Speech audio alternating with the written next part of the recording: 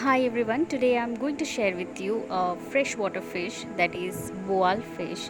This is one of the species of catfish, and normally this type of fish is found in Bangladesh, India, Vietnam, Indonesia and some other countries. Some name like Valago, Burali, etc. So don't waste time. So let's start. This fish is a Bengali cuisine.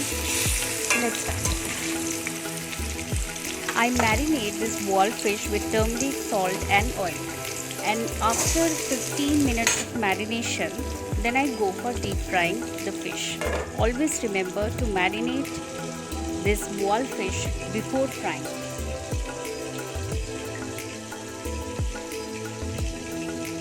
While the boiled fish is deep frying, on the other side, I am preparing to cut 3 potatoes, 2 tomatoes, 1 big onion, ginger, garlic, chilli and cumin paste.